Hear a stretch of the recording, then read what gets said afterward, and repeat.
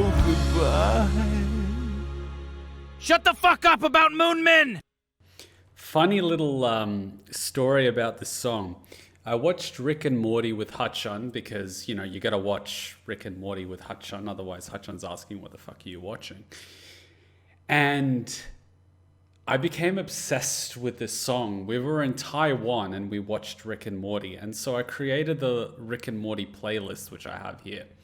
And there was a couple of songs that played, which I really liked. Do You Feel It? For the Damaged Coda, Gasoline, Dance Bitch, you know, all that good stuff. And then I started listening to Goodbye Moon Man every time I was taking a shower. And Hachon got literally sick of it. Like, she wanted to murder me. And so she hated the song. And so every time we were doing something and I wanted to sort of shift the mood, I would play Goodbye Moon Man.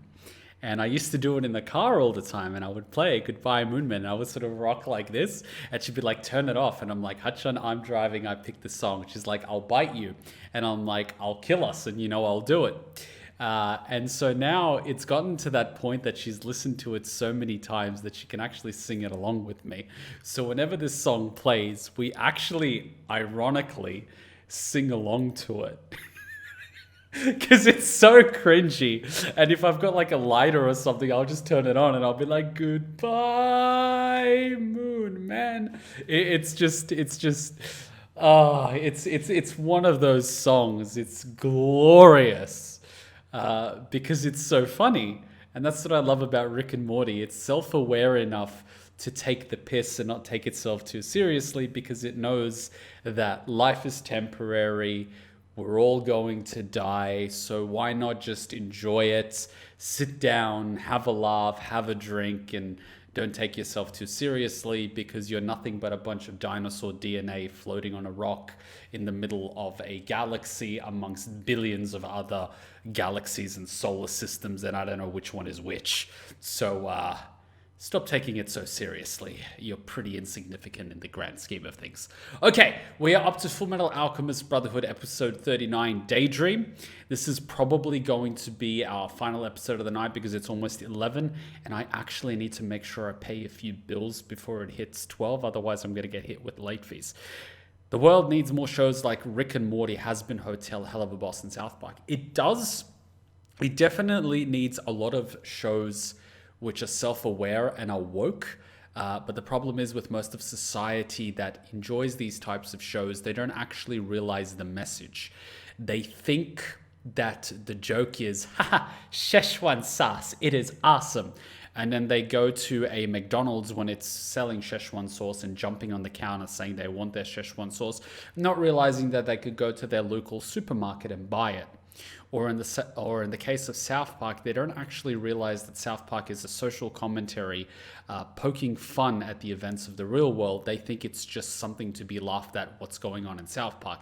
They don't realize that they are the butt of the joke, because that would require a little bit of self-awareness, which unfortunately most of society doesn't actually possess, which leads me to strongly believe that a good chunk of people in society are, one, not sentient, and two, possibly NPCs, because the way they function is two-dimensional. They're effectively like a goldfish. You tap on the glass and you throw food. The goldfish knows taps equals food, so eat. It doesn't think, what am I doing here? What is my purpose? You know, is there a world outside of this fishbowl? And I believe that a lot of people don't actually think in that regard. To be fair, those that don't realize those types of things are also the same people that are anti-maskers. Oh, yeah. In general, I think there are a lot of people that are unable to ask the question why, and as a result, they accept things as they are presented to them, and they're very easy to manipulate because they are incapable of questioning things. Which is why the education system doesn't actually teach you to question things. It teaches you blind obedience.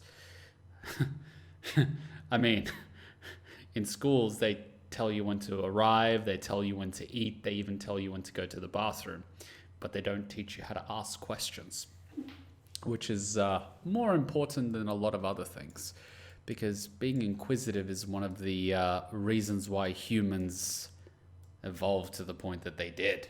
But without getting too deep, I think we need to jump into Fullmetal Alchemist Brotherhood episode 39, because we need more things to keep us up at night, because we haven't had enough spine chills. Thank you, Pride. It's been lovely to meet you.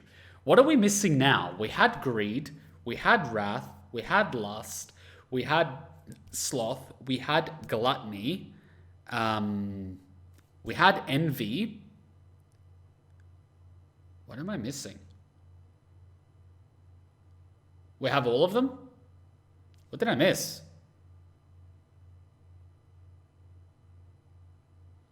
Pride, wrath, lust, sloth, greed, envy. I'm missing one. I'm missing one. Guys, I'm missing one of my 7 deadly sins. What's going on here? No, I did wrath. Wrath, lust, gluttony, greed. Greed, gluttony, lust, envy, sloth, wrath. 1, 2, 3, 4, 5, 6, 7. Oh, that's 7? Fuck. See, I'm getting to that point in the night where I can't even count properly. Shit. I talk about sentient people and I can't even count to 7. Okay. Maybe because I'm imperfect, I can only count to 6, you know, biblical and shit, right? I can't count to 7 because 7 is a perfect number, like 7 days in the week. God rested on the 7th day, let there be light and all that shit. Okay, let's continue. Episode 39.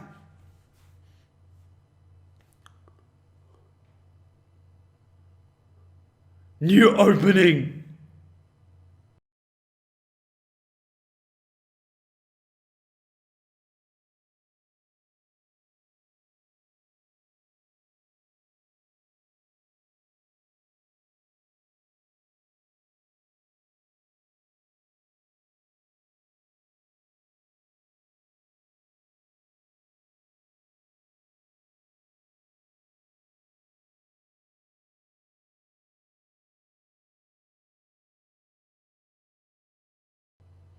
Aww.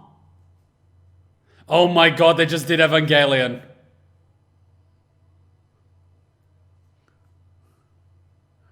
Holy shit.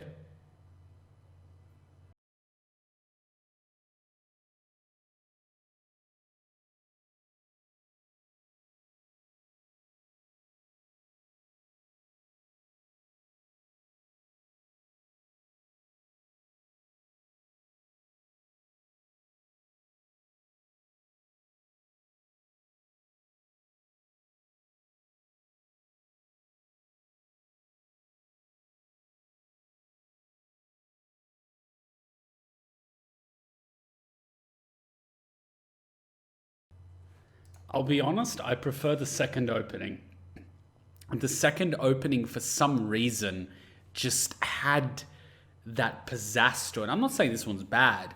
I'm just saying the second one I've listened to about 100 times.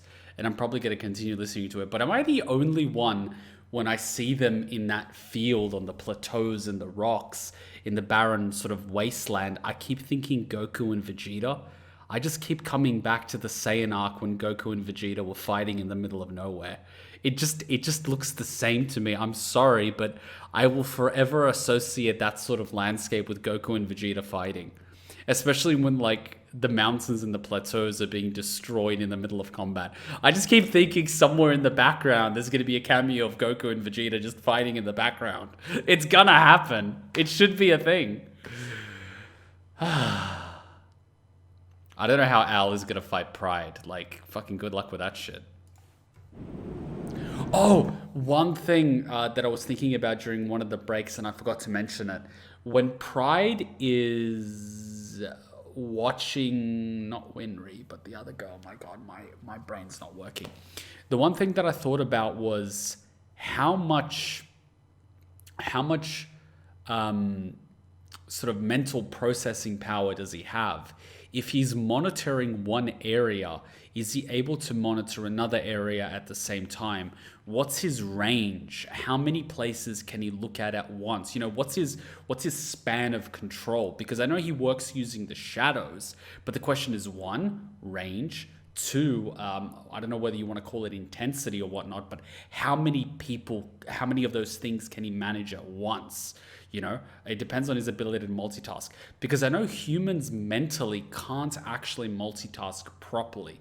Humans are built in such a way that they're able to deep dive in one activity, and the more that they actually spread out their concentration, the less deep their concentration is. So they could spread it out vastly, but in doing so, it limits the intensity of the focus. Whereas if you focus it in, you know, one particular area, you can focus a lot more deeply. So I'm sort of curious as to how Pride's ability functions. We've seen that he has incredible range if he's able to reach all the way out north.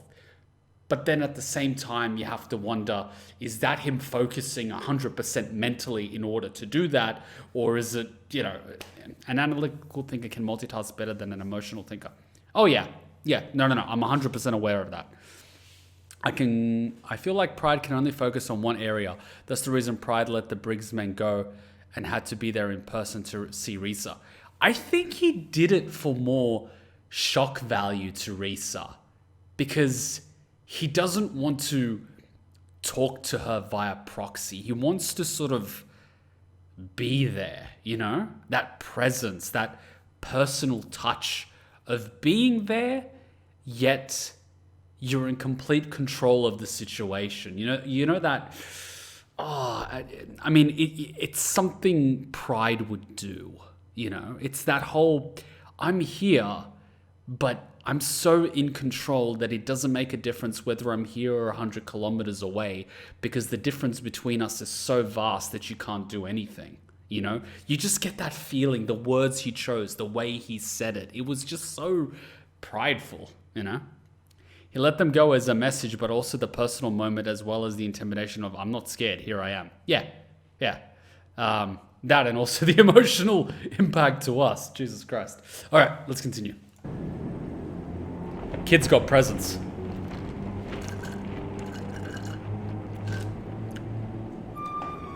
Tell me something, Kimberly. Do you remember when we first met? It seems we've changed places. You shouldn't be so confident. This will be interesting. Kimberly, damn you! Tell me why. Why is Winry here? We finally got Scar cornered, and now he's taking her hostage because of you! Stand aside. What are you doing? Stop! Stop this now, Crimson Alchemist! Can't you see Winry's up there with him? I won't let you attack! Why can't you just stay out of the way?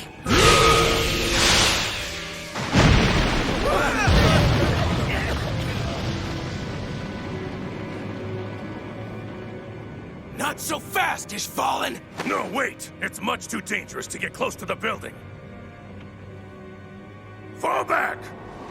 A snowstorm! Hurry!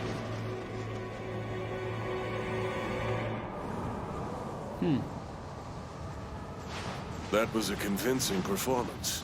It wasn't a performance. I'm every bit as angry as I sounded back there. I feel so worthless, having to put on this stupid charade. Why? Why did you kill my mother and father? There's nothing I can say that won't sound like an excuse. And nothing can change the fact that I am responsible for their deaths. I killed them.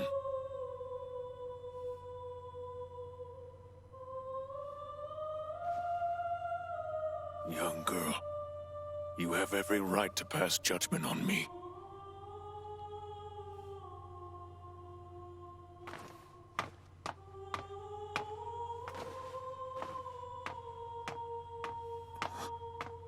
Your arm.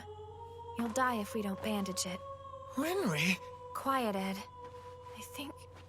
I think this is what my parents would have wanted.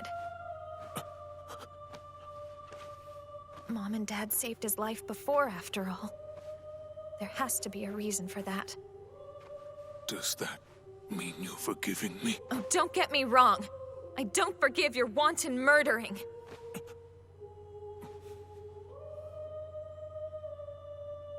Wow.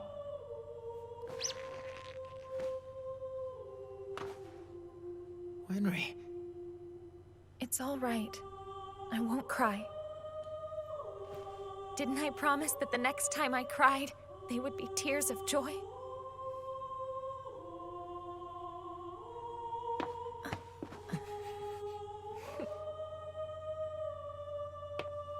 Listen, Scar. No matter what Winry says, I still want to beat you bloody and drag you down to the Rockbell family grave to pay your respects. Should we contact headquarters, sir? Yes. Major Miles, wasn't it? Can I ask you something? What? Earlier you said I was one of your people. That's right. I'm part Ishvalan on my grandfather's side. I wish we didn't have to meet like this, red-eyed brother of mine. How can you bring yourself to be part of the Emestrian military? My objective is to work from the inside to change how the people of this country view the people of Ishval. I don't think that great a task will be easy to accomplish. Who knows how long it will take. But still, my mixed blood gives me a slight advantage at least. I'm an Ishvalan pebble tossed into the ocean of the Emestrian military. Maybe in time, the ripples I create will become great waves. And do you want to know what the most ironic part about it is? It was an Emestrian who set me on this path in the first place. Look at me. I am a festering wound of hatred born of the Great Ishvalan War. I am thankful that there is someone like you out there. Major.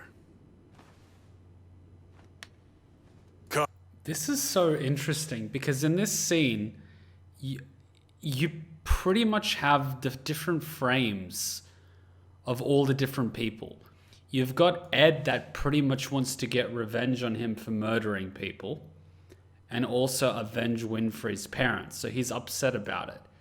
Winfrey deals with the death of her parents by wanting to rationalize that their sacrifice meant something. And so she decides to let him live, because killing him would basically mean that they died for nothing. Whereas letting him live means that their sacrifice might mean something.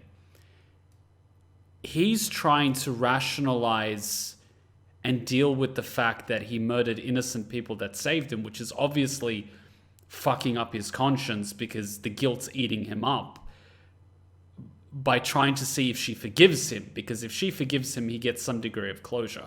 He's not getting that because she's not forgiving him for all his seeking of vengeance. And then he's talking to the other Ishvalan guy who's taking a different approach. Instead of killing the people he deems responsible for it, he's trying to set a better example. But he's self-aware enough to realize that he's filled with hate and vengeance because he's lost too many people and he's walked this path for too long for him to simply just say, well, I give up my quest of, holding the people that killed my brother and my family responsible to, justice. There's a lot in this scene. There is a fucking lot in this scene. And no one's point of view is right and no one's point of view is wrong. They're all just different people with their own hopes and dreams and aspirations, and they're all stuck in this war.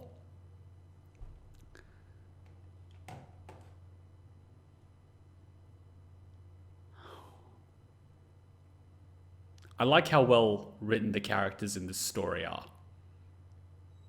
They have so much substance, and it really adds to the interactions. None of this is pointless or meaningless or done just to fill, gaps. It actually gives each character more weight. Born of the Great Ishvalan War. I am thankful that there is someone like you out there. And that's the thing. He sort of admires him in the sense that he's taking the more righteous path of not just spilling everyone's blood. And he's thankful for it, but at the same time he knows it's not something that he can do. It's so... Major. Copy. Major Miles here. We captured Scar. We're holding him in Area D. Inform Kimberly. Whatever the circumstances may be between us, I cannot let you go. You must accept judgment. Hold on! Who's there? May! Dr. Marco! Please don't take Scar as your prisoner. We need him. Uh-oh. This doesn't look good. The weather's changing. The clouds are moving fast. A storm's on its way. Hurry then.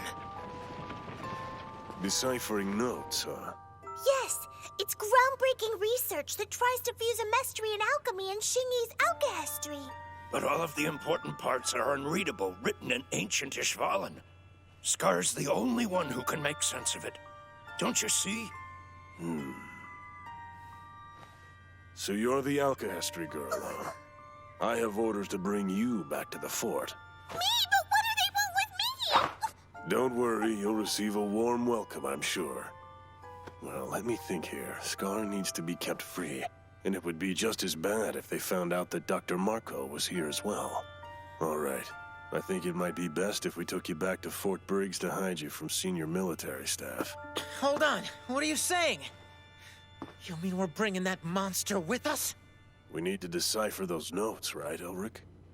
There's not a damn thing I want that guy's help with. Just hand him over to Kimberly. The Transmutation Circle. The one this country was formed to make. I heard all about it from General Armstrong. We know something's about to happen that will affect all of Amestris and its people. We need to know what the notes say. That's more important than anything else. This war has two major sides, the humans and the homunculus. Then there are all the smaller sides throughout the larger human side and who the other side of the homunculus is taking advantage of.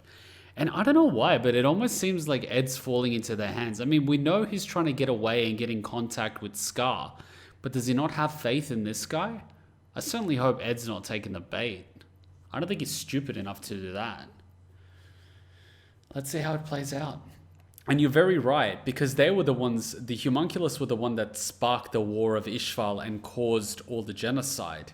It wasn't just the humans that wanted to cause the war, it was the homunculus that caused the war and just used the alchemists in order to do it. Sure, there were some assholes in the conflict that enjoyed the genocide, but for the most part, most of the soldiers still carried the guilt with them. It's almost how the politicians and the rich elite use people nowadays to start wars and conflicts over resources. I heard they're using the Rockbell girl as a hostage against you. If we act now, we can disgrace Kimberly and find someplace to hide her where they can't touch her.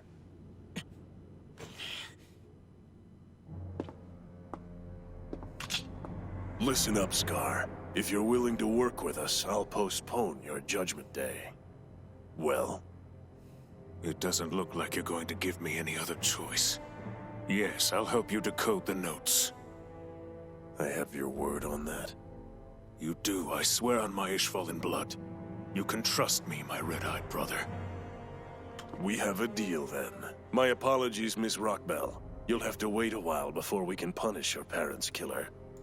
I find that so heartwarming. Even though they're on other sides of this, they still respect each other enough to take each other's word.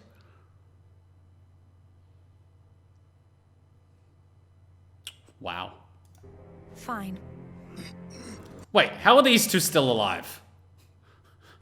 Isn't this a major fucking liability? What, you just gonna leave them alive? Am I the only one that sees the threat that this poses? They're just gonna go to Kimberly and tell him what happened. I mean, I know most of you are against killing, but... Guys, your entire plan hinges on these two keeping their mouths shut. And you know what the saying is? 3 can keep a secret if 2 of them are dead. almost forgot about these two freaks of nature. Dispose of them. Yes, sir. Hold on a second. Wait! You don't have to kill them! Yes, you do. I see no reason to let them live. Kill them. No! A life is a life! What better reason do you need than that? Oh, god damn it. Showing us mercy, how adorable. You're just a sentimental fool. We didn't ask for your help, did we? Look at these bodies. What kind of future can we have? If you're gonna kill us, do it! I don't understand. Don't you have families? Loved ones? Sure we do. But as soon as we got these bodies, they were all told that we were dead. And to them, we are. Don't you want to see them again? Even if we did, how could we go back to them like this? So you don't want to get your original bodies back then? You're content the way you are now, is that it? No, how could we be? Of course we want our true bodies back! There's your answer. I don't want to hear a bunch of fatalistic nonsense. Why not live and learn whether there's a chance of getting your bodies back?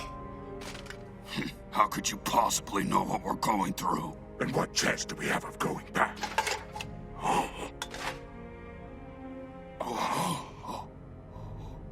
Well, I'm going back.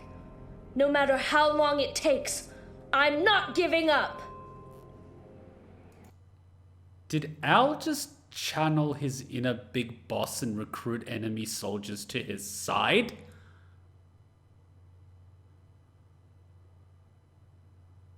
Holy shit! And I would have just put a bullet through their heads. Major, What is it? it's not good. A snowstorm. We can't complete a snowbound march with this equipment. We have no chance of reaching the fort. What do we do now?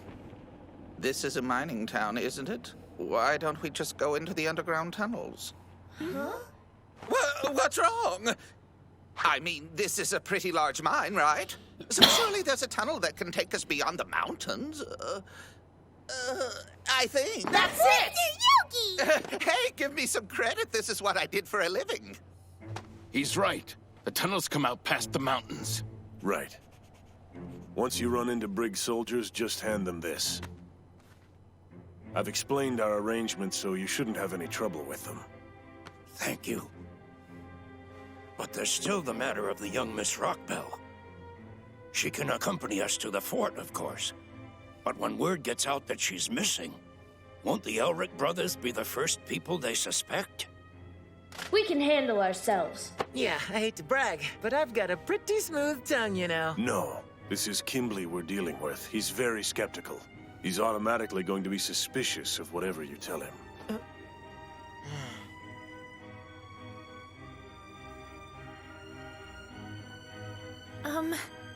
I hate to be the one to suggest this, but, what do you think Kimberly would do if I was suddenly taken hostage by Scar? Fullmetal Alchemist. Fullmetal Alchemist. They get names? You want him to kidnap you?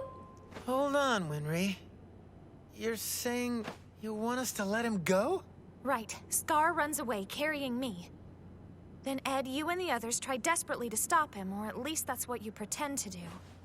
You understand? You can't do that! You're crazy! Well, I don't have a choice, do I? I'm a hostage either way, so I might as well get to choose my captor! But he's a mass murderer! Al's right. There's no reason for you to be risking your life. Don't you get it? It's time for you two to learn you don't have to do everything alone! Make up your minds. The storm is coming in. If we don't hurry, we won't be able to get out of here.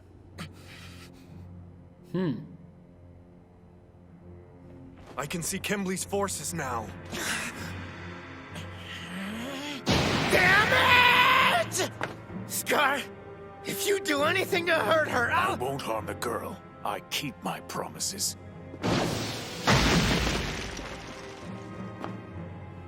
Us too.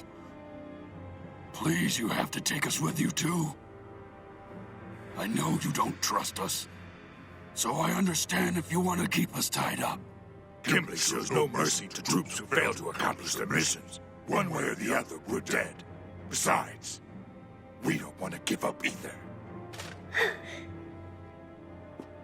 How do we know you mean that? You realize if you do anything to obstruct us, the whole country could be destroyed, including your families and everyone you care about. Wait, hold on! Just what are you saying? I don't understand. The Central Forces weren't told about any of this. Please, we need to know more. What's going on? Holy shit, they're just recruiting people to the cause. And that would have been impossible with a bullet in their heads. Is this a valuable lesson for me to learn that not all people should be killed? Nah, that's not the Slav way. Welcome back, Forrest. I know, people keep telling me I don't look any different. I know. I've been pretty good. How are you? How are you?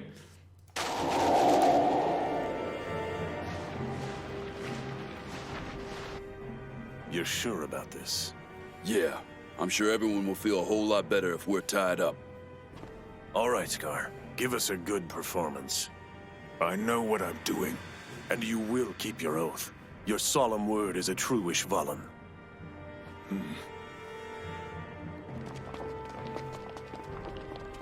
Excuse me, miss. Your ears. Your earrings are made out of metal. If you don't take them out, you'll get frostbite. Oh.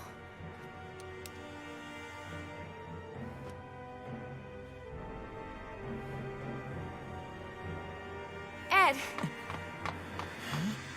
You hang on to these for me. Wait, but what if they get discovered? I'll see you back at the fort. But if they get discovered...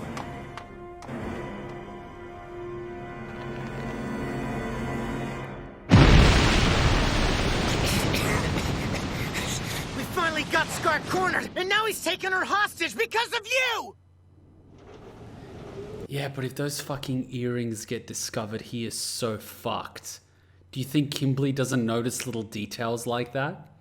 See, Kuma, the Slavway has flaws. I know the Slavway has flaws.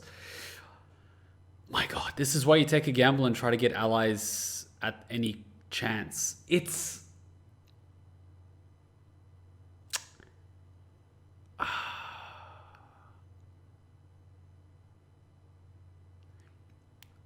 My instincts are fucked. And you're talking to someone with significant trust issues, let alone trusting random strangers.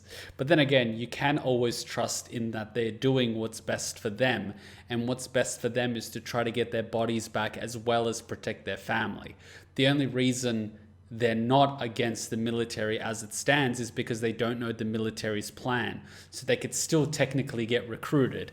And plus, Kimberly would be more than happy to get rid of them for failing because he's practically Frieza 2.0. So it makes sense for them to switch sides at this point. It's just that I never gave myself the opportunity to think about their motivation because I considered them expendable. God damn it, I'm learning life lessons. You're going to the gym every day? I wish I could go to the gym every day. I'm playing basketball. Lucky. Wait, are people allowed to play basketball? Isn't COVID a thing? Wouldn't multiple people touching the same ball be considered risky? Are sports even still being played? I mean, there can always be explainable reasons for her earrings being removed. I mean, yes, but why does he have them? That's the real question. Because he was pretending like, what is she doing here? I don't know. We'll see if it plays any part in this.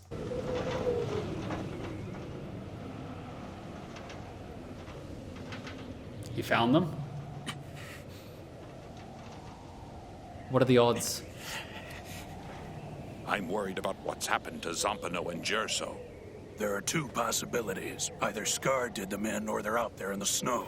The storm will have Scar trapped too. We know he has to be somewhere in this town, sir. Since we're stuck here, we might as well start planning our next search. We got lucky. The storm really saved our hides. Please let them reach the fort safely. Excuse me, Major. Briggs is on the line for you. Yes, Miles here. What'd you say? The what now? So it's true then? You're actually the daughter of the Doctor's Rockbell? Yes, did you know my parents, Dr. Marco? Of course I did. There isn't a single doctor who worked in Ishval that didn't know your parents' names. They did their duty without any regard to themselves. don't forgive your wanton murdering! This is something you must abide. How can I forgive the military for all that they've done? I said nothing about forgiveness. There is no forgiveness for wanton murder. Any good man must always condemn it. But still, you must abide it. You must sever the chain of hatred once and for all. If hatred and fear are allowed to prevail, the world will be swallowed by them. But if ultimate understanding can be reached, we may still have a chance to be saved from ourselves. That is my motivation. That's why I study alchemy. Oof. Oof. Oof. Oof. Scar felt that. Scar felt that. I'm also in Sydney, by the way, but I'm not playing sports yet. This is it, all right. Okay, what is this place? The mine staff room. We need something from here. Now, let's see. Ah, here it is. See? A detailed map of the tunnels. Looks complicated. I can't tell what's what. We go through here, here, and here, and we're out. Impressive. You sure know how to read a map. Oh, it's nothing. At this rate, we should make it over to the other side of the mountain a lot quicker than we had first thought. Excuse me, Dr. Marco. Are there any hints in those research notes you have about how we might try getting our original forms back? At the moment, I can't say. It's a possibility, but this is a form of alchemy I know nothing about. I'm sure you'll find a way, Doc. I can't wait to see my family again. Are you really that eager to get back to the old ball and chain? I'm sure you miss your daughter, but I doubt you miss your wife. What about you? You were such a lousy drunk your own son couldn't stand to be around you for more than 5 minutes. And you really think you'll be able to face him now? You have to bring that up? Aww. Are you all right, May? What's wrong? It's just... my entire clan is waiting for me back in my country, but I don't think I can return to them. God damn it. The Philosopher's Stone is made from sacrificing people's lives. No one should be allowed to create something so awful. If His Imperial Highness found out how to make one, he wouldn't hesitate a moment to do it. He'd be willing to sacrifice any number of our people. But we need it. What am I supposed to do now? It's possible these notes contain what you're looking for, a humane secret to immortality. Let's hurry to the fort and figure out what they say. Right. What do you mean the fort is no longer safe? I mean that General Armstrong's been summoned back to the Central Command Center. Troops sent from Central have begun invading Briggs in force. There's no doubt they're acting on the Crimson Alchemist's orders. When we were back at the fort, I noticed him making rather frequent phone calls. This is bad. Without General Armstrong there... A commander handpicked by Bradley will be posted in her place. What do we do about Winry? Hiding her and the others will be difficult. If they're not careful, they're bound to fall into the enemy's clutches. Well... we have to find some way to warn them. There's no way we can catch up to them in a storm this bad. So we sit here and do nothing? I'll go tell them. Don't go underestimating the storm out there, kid. You'll freeze to death before you come anywhere close to reaching them. There is a way. Listen. Send someone who doesn't have a body. That storm won't freeze me to death. But you're metal. You can become brittle in your joints. This is worse than I thought. Let's see. The marker. There!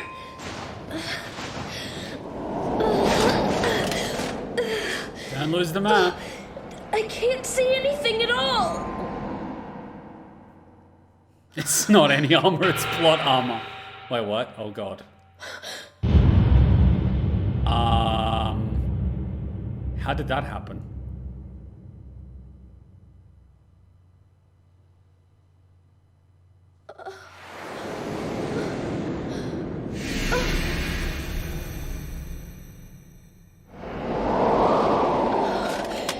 What was that?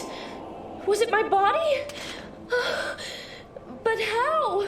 Is the acid kicking in? I guess a body just can't hold up with someone else's soul being shoved inside of it. A body that shouldn't have a soul in it. It's being rejected?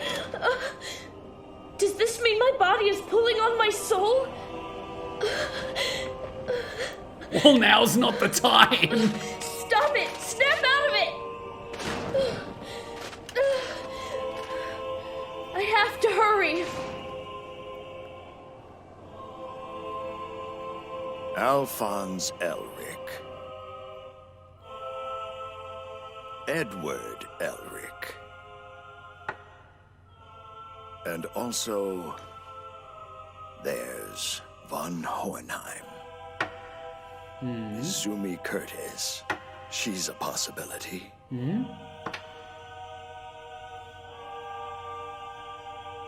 That leaves one more. Oh god, that's what you meant by sacrifice.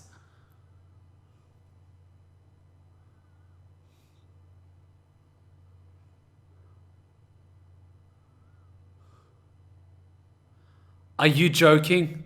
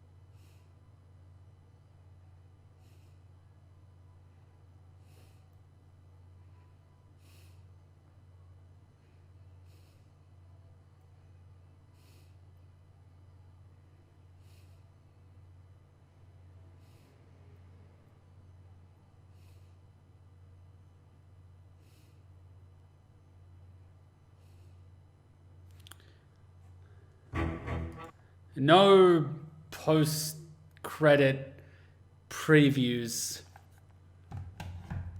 So he's planning to create a Philosopher's Stone using those people as sacrifices. Man, you are sacrificing some big tier players to create that stone.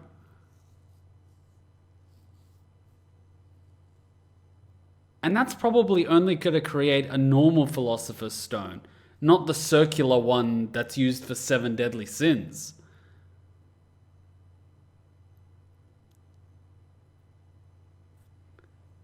Wow. Wow. Well, that fucking sucks. You're being kept alive just to be sacrificed. It's like... I mean, if you're able to create it from great power instead of a shit ton of no power... I mean... But the question is, who's going to be the last sacrifice? I mean...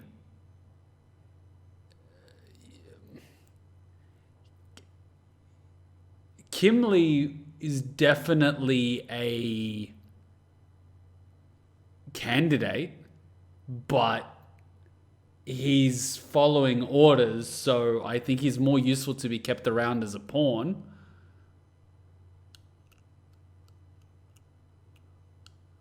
Someone who can perform alchemy with no circle.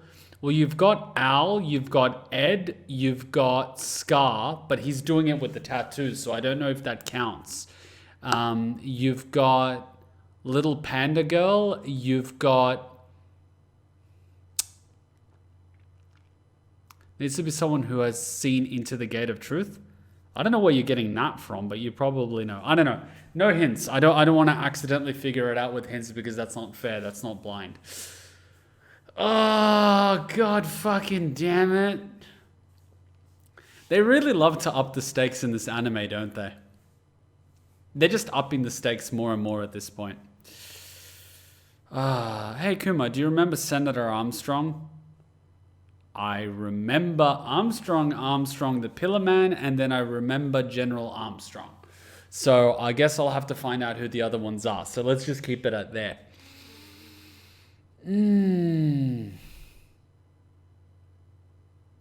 Every week they add in the first few weeks, we had like every second or third episode had a tragic thing. And then now, instead of every second, third episode having a tragic thing, they just up the stakes. It's just, the momentum's building up so much. Are we even? Oh, I think we are halfway.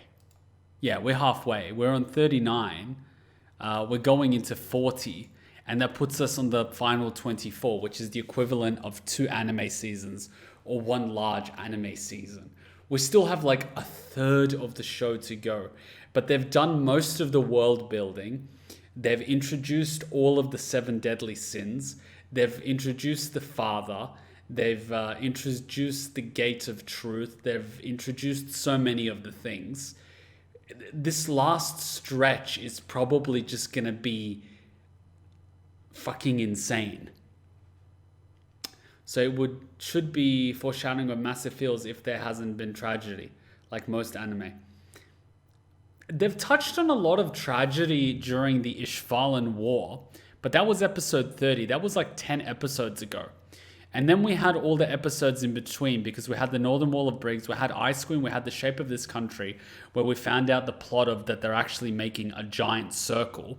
Then we had Family Portrait, the first Homunculus. We find out who Pride is, which is, again, 2 episodes from The Shape of This Country, which is another massive plot reveal. 2 episodes before that was General Armstrong. 2 episodes before that, we found Mustang's purpose. Like, every 2 episodes, we're getting something significant, but it is not necessarily something tragic, but it is something significant. And the next episode is called Homunculus, the Dwarf in the Flask. And then the Abyss, the Signs of Counter. It's just building up to big shit. It's giving us these little droplets of major things and major reveals, but it feels like they're all these little things being put in place for another massive reveal, which seems to happen every like 10, 15 episodes.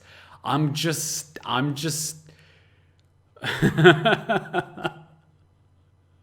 it's really good.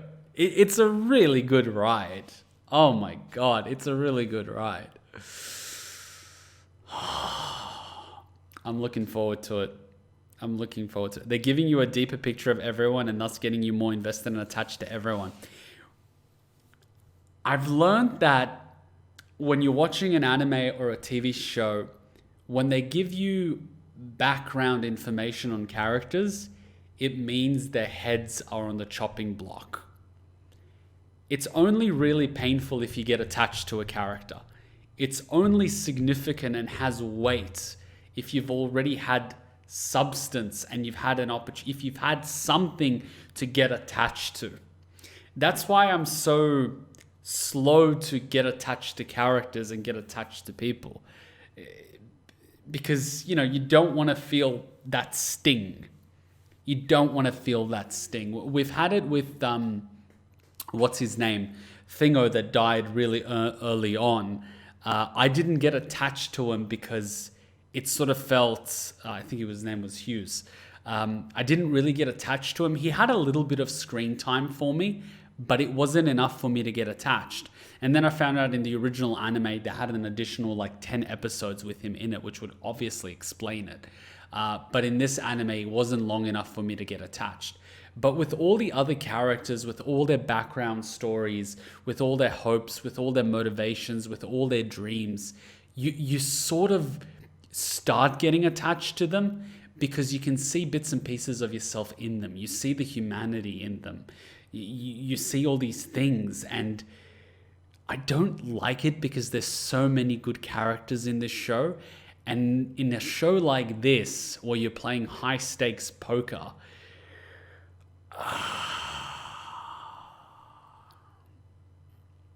this doesn't strike me as a show where people get a happy ending. It doesn't strike me as that type of show. It started out as a very real, in-your-face, life is cruel, life isn't fair type of story. And I don't think it's suddenly going to become, and they lived happily ever after. you know, and they got their mummy back and the family's back together, and, you know, daddy was cooking things on the grill and mummy was making a pie or something. It's not that type of show. I'm invested and I really want to see how it finishes, but at the same time, they just keep adding gunpowder. There's just barrels and barrels of gunpowder being added to this giant frickin' pile. And there's a train that's on fire heading towards this gun barrel pile. And eventually it's gonna reach it.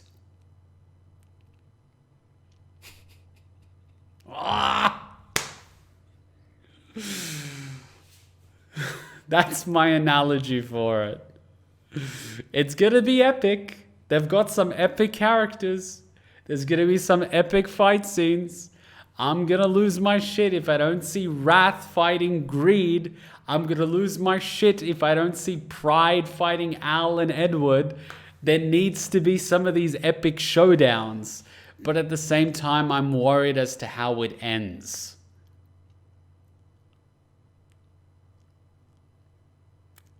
It's a really good show. It's a really good show.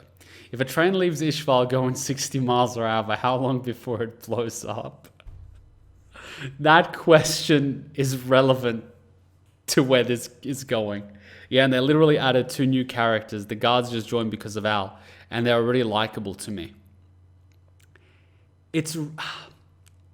The death of one is a tragedy. The death of a million is a statistic. Stalin said it best.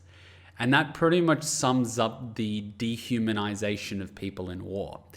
If they're just combatants or soldiers, they're so easy to write off as just another enemy, just another kill. But if you know their names, you know their stories, you know whether they have kids, whether they have parents, whether they have a dog, it adds to the burden because you know what you're taking away. You know what you're removing from the world. You know what you're depriving. You know the family that you're leaving without a father or a mother. You know, or if you take away a young soldier, you know that you're leaving behind grieving parents or grieving grandparents. You're eliminating the possibility of this kid going on to, you know, become a doctor or become a scientist.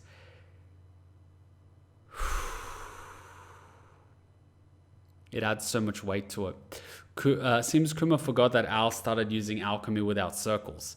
And there's Hexen implying that Al is the final person in that summoning circle. So much for leaving it there. When Stalin is the moral compass, we're basing this off.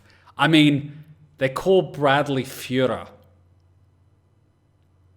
And he started a war of genocide. I mean, how long did you think before Stalin got mentioned? When you've got the glorious Führer with his mustache. At some point, you got to start mentioning Stalin.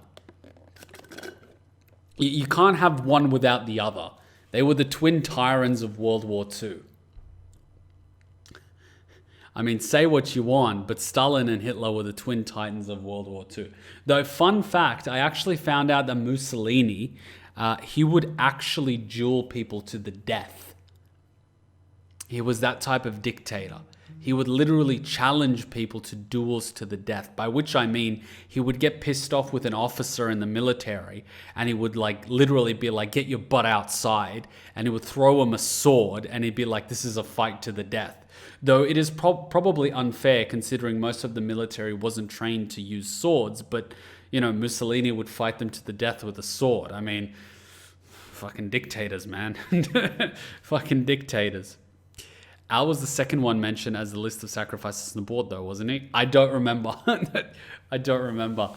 My brain's gone a million miles today. My brain is exhausted after all the theory crafting on both anime, which I'm enjoying a lot. Okay, guys, I gotta wrap it up. I've got less than 25 minutes to pay these bills before they're overdue. Thank you for coming. I'm going to spend the next few hours editing out RE0. Thank you guys for voting. I really do appreciate it. Thank you to all the new people. Thank you all to all the patrons. Thank you to all the Twitch subscribers. Thank you to all the YouTube members. I'm actually going to go buy another external hard drive because we are running out of space very quickly. Each one of these streams is taking about 100 gigabytes of data. Recording things in 4K is a very interesting experience, but fortunately enough, we can afford it. So I really do thank you guys. So I will get those videos edited out for the people that missed out. We do have another vote for the next action video game being played. So we've just wrapped up the anime vote and we just started the action game vote. I noticed a few of you guys that are Twitch subs and our patrons haven't voted yet. So when you get a chance, please head over to the Council of Kuma's thread on the Discord and vote. I know there are a few games that people might have an interest in, so, you know, be sure to vote for which game you'd like to see played next. We might get a few action games before Nier Replicant comes out next month and before Mass Effect and Resident Evil, so do go to vote. Again, we will possibly have another vote after RE0. We're going to end up also voting on the next long anime after we finish Fullmetal Alchemist Brotherhood. I'm thinking of making it between Naruto Shippuden and Dragon Ball Z Super because both are anime that I've had on my to-watch list for about 2-3 years now. And I would really like to wrap those up before I actually start other longer anime. I haven't seen any of Dragon Ball Super. I have watched Naruto Shippuden up until the 4th Shinobi War. It's been a while though, and by a while I mean years. So first let's vote on which one we're going to watch, and then let's figure out where we start. If we start at episode 1 of Shippuden, I honestly don't mind because it's a fucking awesome anime. I wouldn't mind rewatching it. If we start later on, that's also fine. So let's figure it out one step at a time. Anime Monday is working very well. There's a lot of new people. The existing people are enjoying it. People are loving watching the videos also on Patreon. I can see the stats. I could see people having a lot of fun. I see the discussion on the Discord anime thread. It's going really well. And I'm also personally enjoying watching anime, which I haven't done for years because I haven't had the time, and now I've managed to make the time to do it every week, so I'm really enjoying it. So I want to keep it going. I definitely want it to be an integral part of our 3-day live stream schedule until eventually we grow to the size where we can go full time. So let's keep it going. Let's keep the fire going. Let's keep the community growing, and let's keep the content pumping. So thank you for coming. Would you consider watching the original Dragon Ball sometime? I wouldn't mind. I haven't seen it. It's one of those things that have been recommended, but I've never gotten a chance to. But before I tackle any such large anime, I first want to make sure I wrap up Naruto Shippuden and Dragon Ball Super, because those have been sitting on my list for ages. And I don't really see myself starting another large anime without first finishing those two up, because always I'll have at the back of my mind, why didn't you watch Super? Why didn't you want Shippuden? It's like, let's get that little thing that's gnawing at the back of my mind out of the way, and then we can go to it. But I wouldn't be opposed to watching Dragon Ball. I heard good things about it. It'd be really fun to watch the whole origin story because I'm a huge fan of Dragon Ball Z and I enjoyed watching it growing up. I'm still a huge fan of Dragon Ball. So it'd be fun to watch. It would really be fun to watch. And I heard it has a lot of jokes and stuff which wouldn't come out today, which I would really be curious to see because, as we know, those crazy Japanese guys back in the 80s, there was something else. It'd be fun to watch. It'd be fun to watch. So definitely, yeah, I would definitely consider doing it. But let's do it for when we clear up our schedule a little bit. No balls, no balls. Well, when you grab the dragon by the balls, no wonder he's gonna grant you a wish. I mean, you know what I mean? So yeah, thanks for coming. I had a blast. I will see you all next weekend. Oh, that was to Bulma. I obviously misinterpreted the joke, but you get me. You get me. All right, guys, I'll see you all next week. I'll see you on Discord in the meantime, and I'll edit those things out after I pay a few bills. Later, I'm going to work on the idea of making the RE0 events as one timeline.